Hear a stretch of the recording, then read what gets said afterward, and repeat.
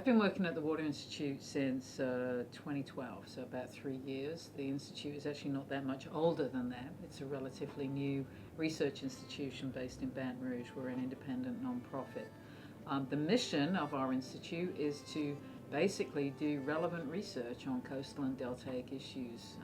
Linking knowledge to action is one of the ways we like to put it. We want to collate the information that's there, discover new information, but basically put it in a way that people can really use it to make sound decisions on the coast.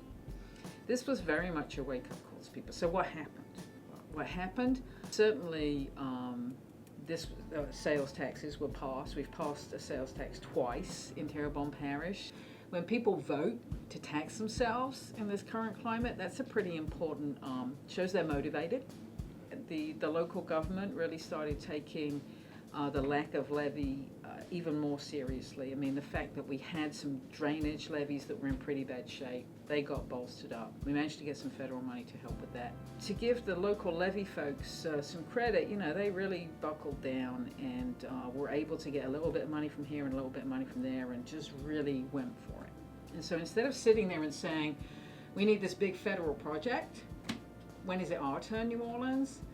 The community taxed themselves and said, okay, we may not get a big levee like New Orleans has, but we're going to build the best levee that we can, right? And so, you know, it may be 10 foot high instead of 25 foot high, but it's going to be 10 foot high, right? And we're going to do what we can. And so they've been doing a fantastic job on getting that done.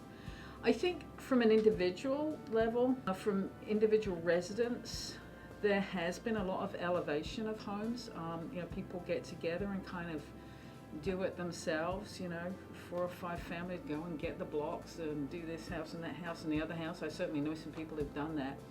There's also been a lot more uptake on hazard mitigation grants and people elevating, getting money to elevate their houses and taking advantage of the programs that are out there to do that. We've got a lot of home elevation. We've got better levees. The school board has relocated a school from down in Grand Caillou. The middle school flooded repeatedly, and after, I guess, probably Hurricane Ike, it was just like, we're not opening that school again. We're not hosing it. We're actually moving the school. And so that's a real transition for people. You know, kids are going to spend longer on school buses. You know, it's real when something like that happens. But it is part of the response. I don't know if it means resilience, but it's certainly part of the response to the changing conditions that are very real and are happening. I think we are in better shape. A lot of people are in better shape because they had a near miss. A lot of people might be in better shape because they got damaged and they had to rebuild better and smarter. But whether or not that persists is another matter. You can't be resilient unless you understand the context within which you live, and that's what we do. And just understanding what you have is the key thing. I mean, it might be good, it might be bad, but you need to know. You need to be informed and take advantage of whatever you can in terms of the information that's made available to coastal communities. I think expecting elected officials to provide that information, have expectations of the community leaders to be able to help you get the information that you need.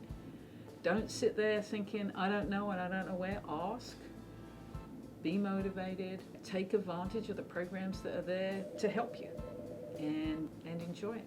Why not?